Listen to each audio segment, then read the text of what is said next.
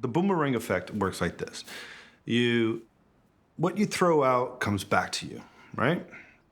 You throw out shit, you throw out bad energy, you throw that shit out there, that's exactly what comes back to you, right? That's what breaks you down. You know, Billy throws a lot of love out there. Billy was just a regular street kid from Brooklyn. You know, anything that Billy wanted to do, he was very good at. When I was a kid, I wanted to be just like my dad. My father was a very decorated Vietnam Army veteran, and I wanted to follow in his footsteps somehow. When I met Billy, he worked in private protection. He was a bodyguard for A-list celebrities. I never knew where in the world he was. Italy, Paris, that's just my Billy, you know. You know, I really love what I did, but at the end of the day, my daughter wasn't a part of my life. Picking up gifts for her in every airport around the world just wasn't doing it for me anymore. I need to find something else to do. You know, in the protection community, I was all over the world, really, and I started seeing these guys in South America cooking on open fires and stuff like that, and I really got into learning how to cook with fire. And then I was on a trip in Texas, and it just changed my whole life. A place called Louis Miller Barbecue. I walked in there and pictured every wall covered in soot and big, huge stone pits. It was very romantic and charming. And I got home and I just said, that's it. I'm gonna make barbecue for a living. So I saw this sign for a lease on this dilapidated building at the end of nowhere in Red Hook, Brooklyn.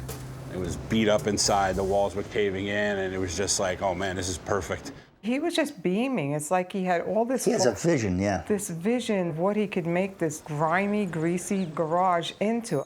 This is going to be here, and that's going to be there, and I thought he was nuts. You know, if I had a quarter for every one of our friends who told me not to do it. Billy said to me, it's a destination place. I had no idea what the hell he was talking about, but he was all systems go on this thing. The build-out was amazing. We had everything going on schedule, and then all of a sudden, boom. Hurricane Sandy crashing on shore, winds now at 90 miles per hour. Sandy is setting her sights on the east coast of the U.S.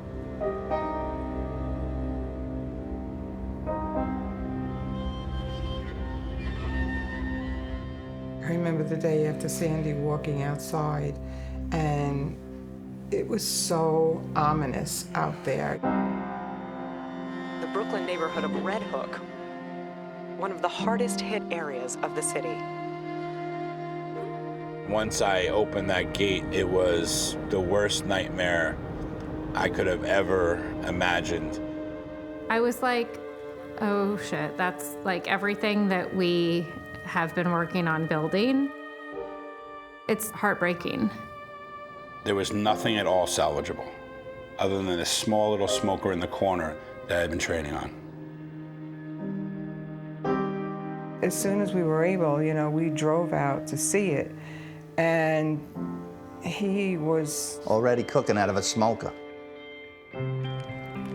So me and a bunch of volunteers spent about 15, 16 days cooking well over 3,000 pounds of donated meat to the community here in Red Hook. He literally took it upon himself to take his cooker outside and start cooking for people who were unable to cook for themselves. You enjoying everything? His heart and soul is in Red Hook.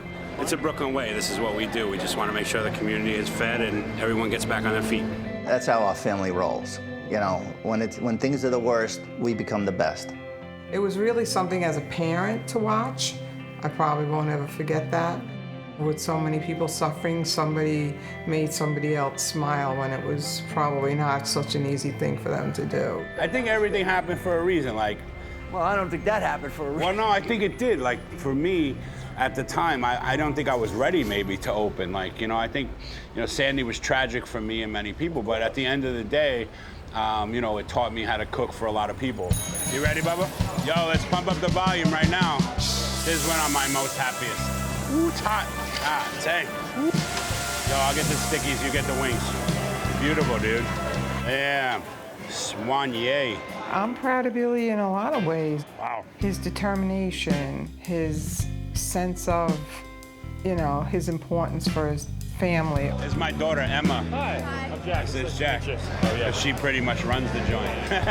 Where we going, Em? Okay, 1620. Hi, how are you, brother? Hi, how are you? I appreciate you being here today. Em, every time Daddy drops something at a table, I tell the guests that I appreciate them being there today. Because at the end of the day, we're here to please them through our food. Woo! I have always been attracted to Billy because he has this beaming personality. Everything tasting all right? He's like the big teddy bear.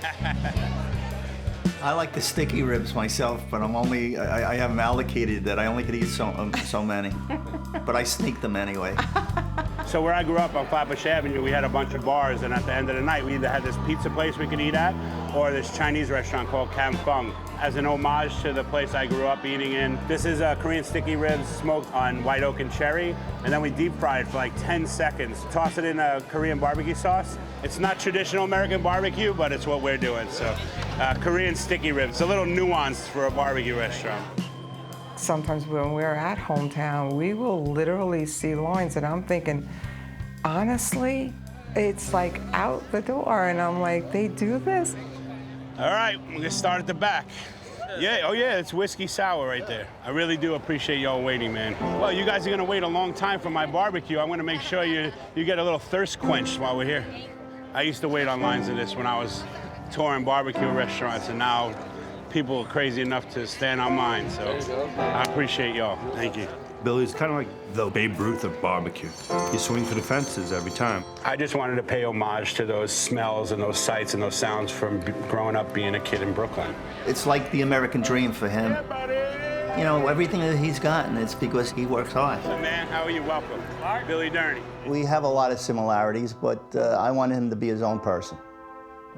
And he is. He's proud of his dad. Yeah, I'm proud of him. Wow, look at that caramel color. Yeah, nice. Oh yeah, it's the king right there. The legendary Wayne Miller. Wayne has been like a mentor to me. Going to his place is what started this whole thing for me. I have a thing with Billy now. If Billy thinks of it, it's right. If Dad thinks of it, it's wrong. You're so funny. His success now is due in direct correlation to that boomerang effect. Hey, what's up, Mike? Hey, yo, give him a hug, man. He sent out the boomerang of good energy, helping his neighbors and his community, which he loves. And they came back and they support him. Spread love, it's the Brooklyn way. I think the way he approaches everything he does is the way we try to bring him up. What's that?